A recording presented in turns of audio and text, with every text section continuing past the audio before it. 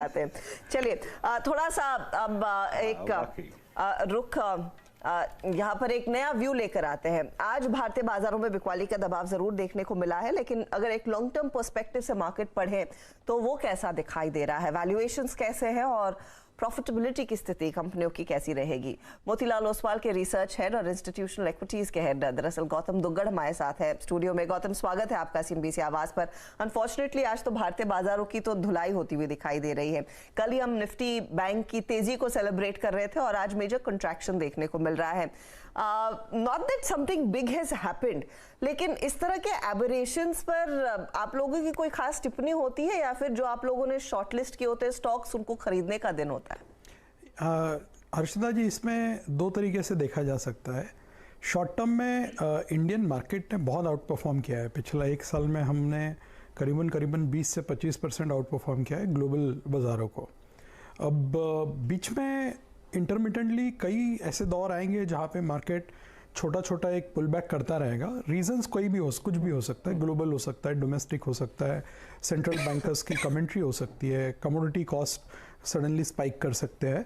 But बाजार कभी भी लीनियर नहीं होता है, चाहे वो बढ़ते वक्त हो या नीचे उतरते वक्त हो। सो ये एक बहुत ही नेचुरल स्टेप है जहाँ पे किसी दिन बाजार ऊपर जाएगा और जब बहुत ज़्यादा वन वे आप मूवमेंट देखोगे, हो सकता है बीच में कभी कोई ऐसा न्यूज़ आएगा which will give an excuse to people to pull back.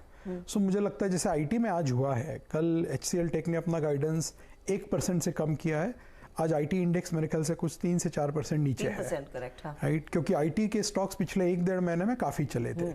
अभी ऐसे टाइम पे अगर आपका कोई भी स्टॉक्स पे व्यू पॉजिटिव होता है या सेक्टर पे फंडामेंटल व्यू पॉजिटिव होता है, तो ऐसे जो पुलबैक्स होते हैं जहाँ पे आपको 7-7, 8-8% स्टॉक्स नीचे मिलते हैं, तो मुझे लगता है एक अपॉर्चुनिटी टू बाय है। सो हम उसको उस तरह से देखते हैं। ओके, लेकिन एक जो रिपोर्ट आई थी जो क्रेडिट स्विस कहता है कि आईटी कंपनियों के वैल्यूएशंस भी काफी ऊंचे, और ये कई सारे जानकारों ने कहा है। पिछली बारी जब आपसे बात हुई थी इसका जिक्र भी हुआ था। अभी भी आपको वो महंगे लग रहे हैं काउंटर्स? जब नियरली क्रेडिट स्विस की रिपोर्ट का मैं उदाहरण देती हूँ, जैसे 20% का करेक्शन देखने को मिल सकता है HCL टेक के वैल्यूएशन में। इन्फोसिस के लिए शायद वो 8% हो सकता है। ये इतने महंगे हैं, क्या आपको अभी भी महंगे लगते हैं और तब भी इन प्राइस रिएक्शंस पर, करेक्शंस पर खरीदेंगे आप? हमारा व्यू थोड़ा अलग है इस पे। हम लोग इस पे पॉजिटिव रहे 2020 से। सो 2020-21 में ये सेक्टर्स बहुत अच्छे परफॉर्म किए हैं। 2022 में इसमें बिकवाली आई है क्योंकि ग्लोबली US, यूरोप में रिसेशन आया है। साथ ही साथ थोड़े से जो एट्रिशन लेवल्स बढ़ चुके थे टॉप 5 आईटी कंपनीज के, उसके वजह से आपके मार्जिन्स में एक हिट आया है। मुझे लगता है इंडियन मार्केट में आईटी सेक्टर एक बेस्ट परफॉर्मिंग सेक्टर है as far as cash flows are concern. जो आप फ्री कैश फ्लो अगर देखते हैं अलग अलग सेक्टर का, so profit to free cash flow जो कन्वर्जन होता है वो आईटी का बेस्ट है। दूसरा, पे आउट रेशो आईटी के एकदम बढ़िया होते हैं। 70 से 80% अगर आप देखें तो एवरेज आपको एक पे आउट रेशो दिखेगा टॉप 5 आईटी कंपनीज का। ये लोग जितना प्रॉफिट बनाते हैं उतना इसका डिविडेंड या बायबैक कर लेते हैं। जैसे कि अभी इन्फोसिस का बायबैक चल रहा है, ये पिछले 5 साल से चला आ रहा है। अगर आप आईटी सेक्टर के मुनाफा देखते हैं तो 2015 से 22 तक पिछले 7 साल में टॉप 5 आईटी कंपनीज ने कुल मिला के 5 लाख करोड़ का प्रॉफिट बनाया है, जिसमें से 3,80,000 करोड़ उन्होंने शेयर होल्डर्स को वापस दे दिया है। ये कोई भी सेक्टर में इस क्वांटम का पे out ratio 76% on a cumulative basis for 7 years for 5 companies put together, ये भारत के बाजार में पहले कभी नहीं हुआ है। हो सकता है बीच बीच में जैसे कि आज हुआ है, कभी कोई न्यूज़ फ्लो पे, कभी कोई सेंट्रल बैंक गवर्नमेंट के कमेंट्स पे या डेटा पे, क्योंकि ये ग्लोबली लिंक्ड सेक्टर है। तो बाहर अगर कुछ होता है तो इस सेक्टर पे इसका असर ज़रूर होता है, चाहे पॉजिटिव हो या नेगेटिव हो। जब भी उस डायरेक्शन में कोई न्यूज़ फ्लो आएगा ये सेक्टर रिएक्ट करेगा।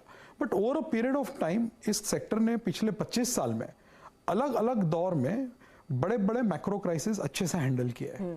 अब Y2K ले लीजिए, 9/11 ले लीजिए, ग्लोबल फाइनेंशियल क्राइसिस जो हुआ था 2008-9 में, उसके बाद टेपर टैंट्रम है, अभी कोविड है। हर एक ये जो बड़े बड़े क्राइसिस है उससे उभर के ये सेक्टर स्ट्रॉन्गर बन के बाहर निकला है।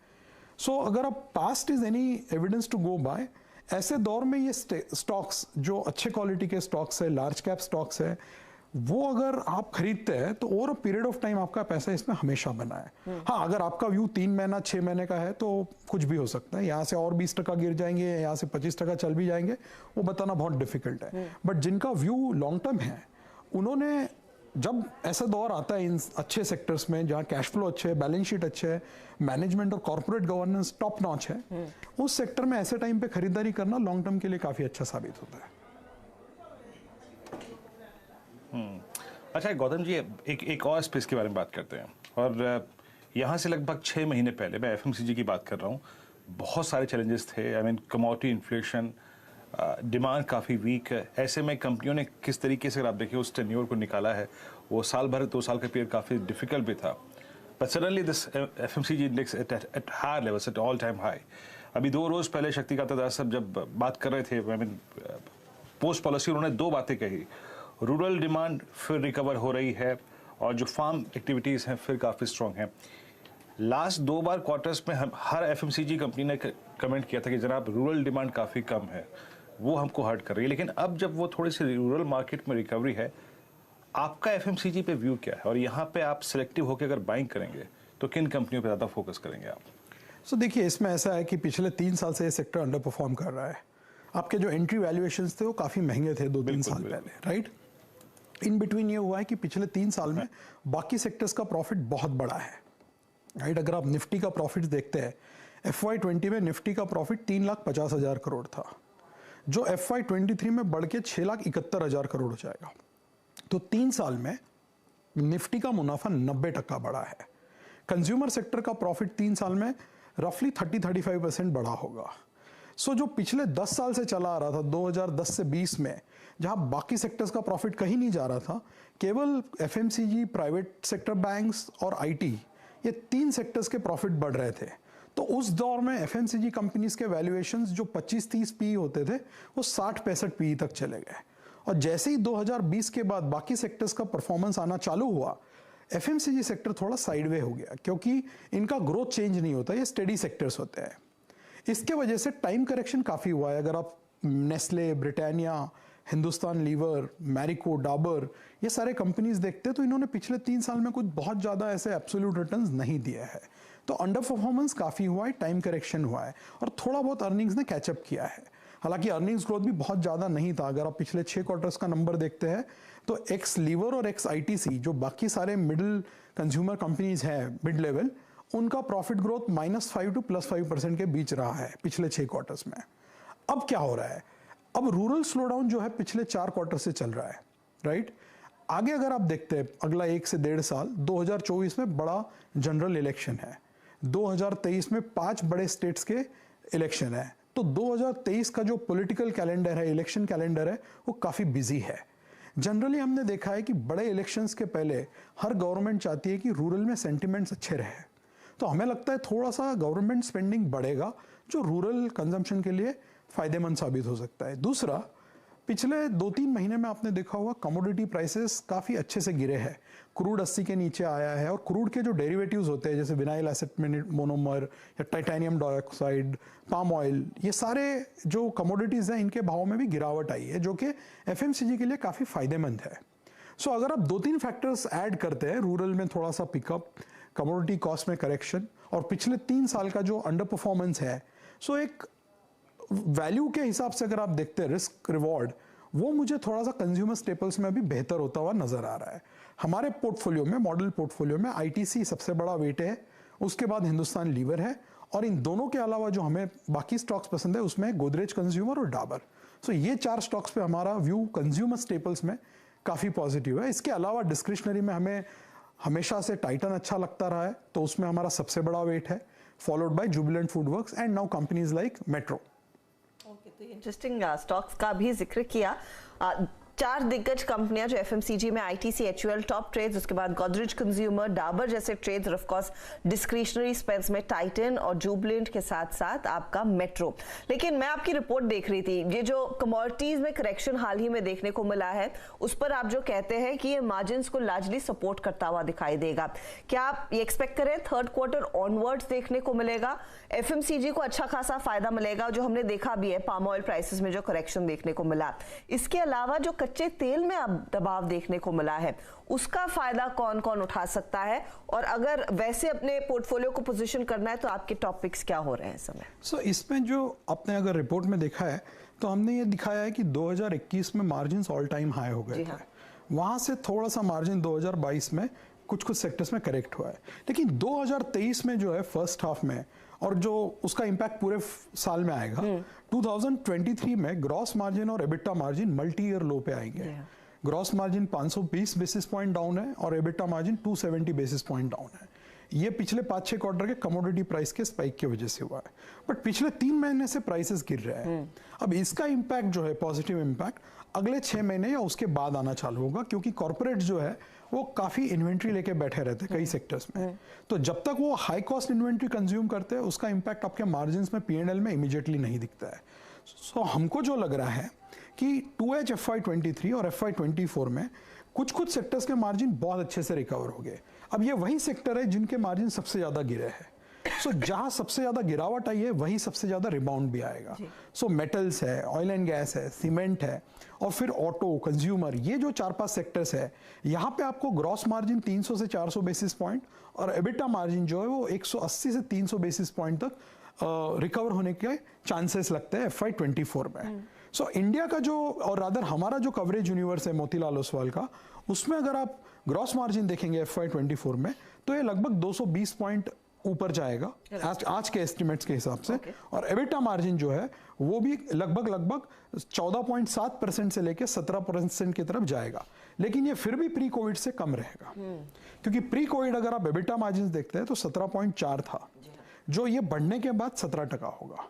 सो ये जो 4-5 सेक्टर है जहां पे सबसे ज्यादा आपको मार्जिन में कंट्रैक्शन दिखा था, वहीं पे आपको जैसे ही कमोडिटी कॉस्ट का बेनिफिट P&L में आएगा, प्लस कुछ सेक्टर्स में आपने प्राइस हाइक्स भी देखे हैं, उसका जो एनिवर्सरी जैसे ही होता है, स्पिल ओवर इफेक्ट जो होता है, वो आपको आगे के क्वार्टर्स में दिखेंगे। तो एक कॉम्बिनेशन है दोनों फैक्टर्स का, जिसके वजह से आपको मार्जिन में एक इंप्रूवमेंट दिखेगा।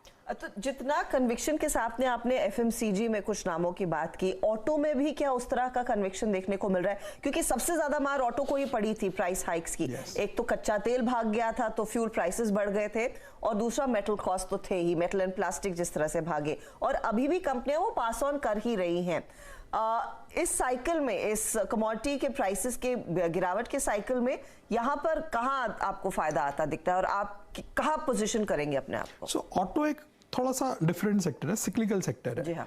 इसमें ऑटो सेक्टर्स के जो प्रॉफिट थे 2018 में, वो अभी तक वापस नहीं आए हैं। जैसे कि निफ्टी के अगर आप ऑटो कंपनीज के प्रॉफिट्स ऐड करोगे 2018 के, तो 28,000 करोड़ का प्रॉफिट था, जो 2022 में गिर के 8,000 करोड़ हो गया। 2023 में हमारा एस्टिमेट है 21,000 करोड़ का।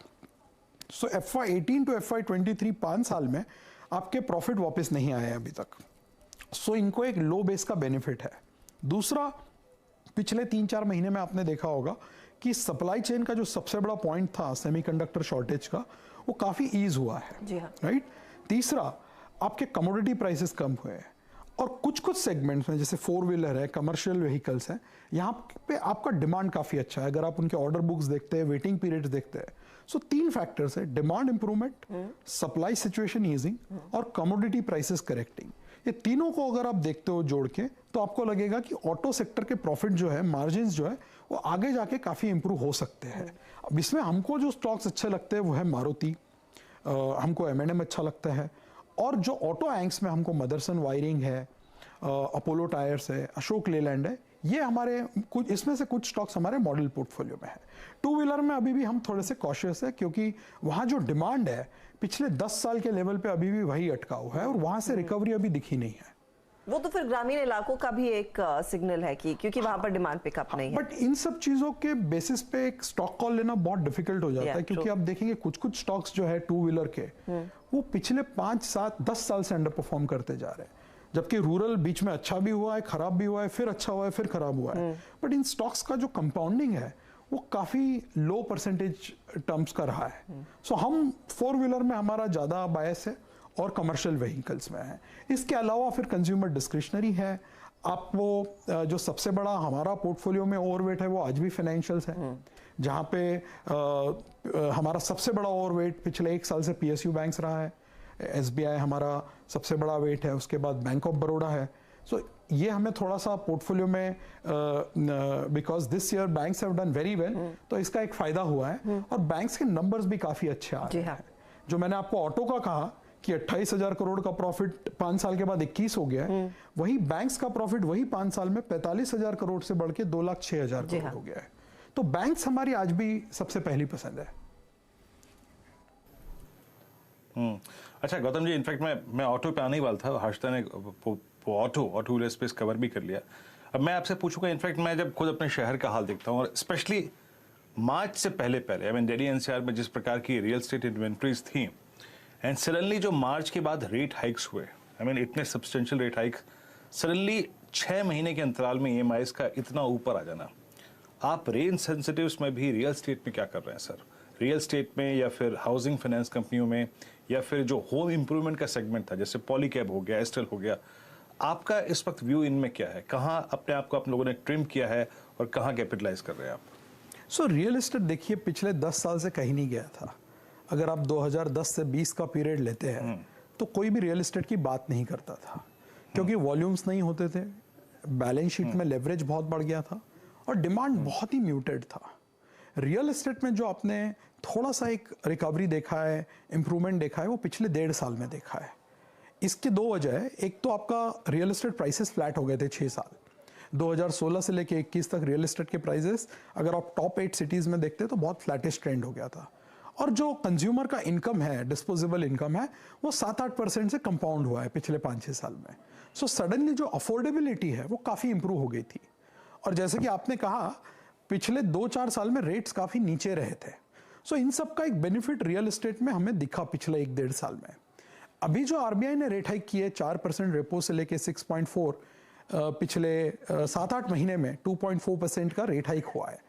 अब कुछ इसमें से पास ऑन हो गया है, कुछ शायद आगे होगा। जब हम रियल एस्टेट सेक्टर के कॉर्पोरेट से बात करते हैं तो हमें यह समझ में आ रहा है कि जब तक home loan rate double digit तक नहीं जाते हैं तब तक कंज्यूमर पैनिक नहीं करता है, क्योंकि कंज्यूमर ने 10 साल पहले इंटरेस्ट रेट्स 11-12% तक के भी देखे हैं होम लोन के, जो लोएस्ट लेवल पे आए थे तो 6.5-7% हो गए थे, वहां से बढ़कर अभी 8.5 से 9% के बीच में है। अगर ये रेट 10 क्रॉस करता है तो एक बार आपको रियल एस्टेट के डिमांड में सॉफ्टनेस जरूर दिखेगा। सो इसमें स्टॉक बाय स्टॉक देखना चाहिए हमेशा, क्योंकि रियल एस्टेट और फार्मा ये 2 सेक्टर्स है जहां पे सेक्टरल व्यू लेके कोई फायदा नहीं होता है। हर एक कंपनी अलग होता है, उनका exposure, geographical market, segment in which they play are very different. So हमारे मॉडल पोर्टफोलियो में रियल एस्टेट में आज के तारीख में मैक्रोटेक डेवलपर्स ये स्टॉक मौजूद है। क्योंकि आपने फार्मा मेंशन किया, फार्मा एक लार्जली अंडर परफॉर्मर रहा है। Before we take your leave, इधर कुछ आपको लग रहा है कि अब पैसे बनते हुए दिखाई देंगे? क्योंकि कल देखिए सन फार्मा की धुलाई हुई, फिर कंपनी ने क्लैरिफिकेशन दिया, आज गिरते बाजार में डीवीज थोड़ा सा एक्टिव था। अब डीवीज को लेकर काफी निराशा है। जब निफ्टी ने अपना हाई छुआ तब लोग यही कह रहे थे कि उठो डीवीज, निफ्टी हाई पर पहुंच गया, तुम्हारा क्या होगा? इस तरह के ट्रेड्स पर या फिर इस तरह के इन्वेस्टमेंट्स पर आपकी कोई टिप्पणी है? देखिए फार्मा ओवरऑल हमारा अंडरवेट है, ग्रोथ काफ़ी कम है इस सेक्टर में। पिछला 1.5 साल में 4 क्वार्टर कंसेक्यूटिव वाईओवाई अर्निंग्स डिक्लाइन हुआ है, और हमारे कवरेज में जो 22 कंपनी है उसमें से 17 ने अर्निंग्स डिक्लाइन रिपोर्ट किया है। कुछ कंपनीज 3-3 साल से अर्निंग्स फ्लैट है। जी हाँ। बीच में कोविड का इनको एक बेनिफिट हुआ था जहाँ पे पूरे सेक्टर के अर्निंग्स 50% बढ़ गए थे 2021 में। वहाँ से वापस यूएस रिलेटेड बिजनेस में प्राइसिंग प्रेशर है, डोमेस्टिक बिजनेस में भी हमने थोड़ा सा मॉडरेशन देखा है। सो यहाँ पे काफी स्टॉक स्पेसिफिक व्यू लेना पड़ेगा। एज ऑफ नाउ हमारे मॉडल पोर्टफोलियो में अपोलो हेल्थ केयर है। कोई भी ट्रेडिशनल फार्मा नेम हमारे मॉडल पोर्टफोलियो में नहीं है। रही बात डीवीज की, जो आप कह रहे थे मीम्स बनना चालू हो गए, जनरली जब कोई भी कंपनी पे ऐसे मीम्स बनते हैं, हमने देखा आईटीसी पे भी काफी मीम्स बना करते थे। हाँ, क्योंकि ये काफी हाई क्वालिटी कंपनी है जिसका पिछले अगर आप 10-15 साल का ट्रैक रिकॉर्ड देखोगे ग्रोथ को लेके, आरओसीई को लेके, और जो उन्होंने एग्जीक्यूशन किया है, जो साइज ये कंपनी का हुआ है, एक काफी टॉप नॉच कंपनी है। हो सकता है इसमें कभी 1-1.5 साल या कुछ क्वार्टर्स खराब जाए। ये टाइम वही है जो मैंने आपको आईटी में कहा था कि अगर आपका व्यू थोड़ा सा लॉन्ग टर्म पॉजिटिव है इन टाइप के कंपनीज पे, तो जब कंपनी 5,400 पे था अगर आपका व्यू तब पॉजिटिव था, और अब आज अगर 3,300 पे आपका व्यू नेगेटिव है, सो ये एक पोर्टफोलियो कंस्ट्रक्शन के हिसाब से काफी एक प्रूडेंस नहीं कहा जाएगा इसको। ये एक ऐसे समय पे ही ऐसे बड़े कंपनीज में जिनका अच्छा ट्रैक रिकॉर्ड रहा है, जिनके ग्रोथ, आरओसीज, फंडामेंटल्स अच्छे रहते हैं, इस टाइम पे ऐसे कंपनीज में खरीदना जनरली पास्ट में अगर आप देखते हो तो फायदेमंद रहा है। यही डिवीज 5-6 साल पहले 700-800 रुपए का भाव हुआ करता था। सो ये दौर आता है हर कंपनी के लाइफ साइकिल में। गौतम जी, बहुत बहुत शुक्रिया हमारे लिए समय निकालने के लिए। हमेशा की तरह बहुत एलिक्वेंटली आपने समझाया है कि इस समय मार्केट को कैसे अप्रोच किया जाए। आपसे वैसे लंबी चर्चा खींच सकते थे, लेकिन 3:10 हो रहा है, मार्केट वाइंड अप करना शुरू करते हैं। Pleasure speaking to you as always. तो 3:10 और बाजार का हाल आपकी स्क्रीन पर। निफ्टी बैंक इस बीच कुछ कॉन्फिडेंट हो रहा है, पॉजिटिव टेरिटरी में आ चुका है, करीब